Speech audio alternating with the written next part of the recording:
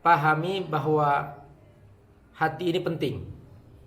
Allah akan membongkar isi hati, siapa yang ikhlas, siapa yang tidak. Abi Amir menjawab, mencerahkan, memudahkan, memberikan solusi. Hanya di FAT TV.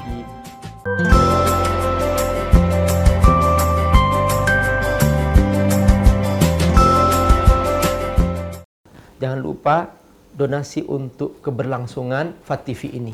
Insya Allah semua yang Anda donasikan Allah akan mengganti dengan lipat ganda, karena di sini Anda beramal jariah. Ayo bergabung dalam dakwah FAT TV. Semoga Allah berkahi. Apa langkah-langkah Pak Ustadz supaya hati menjadi ikhlas? Ini pertanyaan bagus sekali. Pertama, pahami bahwa hati ini penting. Allah nanti akan menghisap kita di hari kiamat tentang isi hati. Wa hussila ma fis sudur. Allah akan membongkar isi hati, siapa yang ikhlas, siapa yang tidak. Yauma la yanfa'u malu wala banun illa man atallaha biqalbin salim. Di hari kiamat nanti yang paling menentukan adalah hati yang dia bawa. Apakah hatinya salim, ikhlas, atau hatinya berpenyakit, marid. Kata Allah, yang aman, yang langsung masuk surga, illa man atallaha biqalbin salim. Dia kembali kepada Allah dengan hati yang ikhlas, hati yang bersih, hati yang sehat. Nah, bagaimana caranya supaya hati ini ikhlas? Pertama, kuatkan keyakinan kita kepada Allah. Makanya materi-materi yang kita pelajari selama ini, la ilaha illallah, itu dalam rangka itu, bahwa kita bekerja untuk Allah. Nih teman-teman semua, setiap orang pasti dia akan mencari tempat bekerja. Tamat pesantren, cari tempat kerja. Kemana? Perusahaan fulan, PT fulan, atau instansi fulan, lembaga fulan. Pasti. Nah, ketika dia sudah melamar untuk bekerja, maka dia akan bersungguh-sungguh mengerjakan tugas dari lembaga itu atau perusahaan itu. Nah, yang seperti ini namanya ikhlas. Maksudnya apa? Dia hanya fokus melakukan tugas perusahaan itu. Ini kalau kepada perusahaan. Tapi kalau kepada Allah, kita namanya memfokuskan apa yang kita kerjakan untuk Allah. Kalau perusahaan bisa ditipu, tapi kalau Allah tidak bisa ditipu. Makanya dia harus mengerti bahwa Allah mengetahui kemana mata kita melirik. Ya'lamu kha'inatal a'yun wa ma tukhfis sudur. Allah mengetahui kita berkhianat, Allah mengetahui kita berbohong, Allah mengetahui. Nah, kalau kita paham ini, kita akan ikhlas. Kenapa? Karena kita takut kepada Allah. Itu cirinya. Kalau sudah takut kepada Allah, kita tidak akan melanggar. Sekecil apapun. Ujian tidak nyontek, sandal tidak gosok, nggak make sandal orang lain. Kenapa? Karena Allah akan hisab di hari kiamat.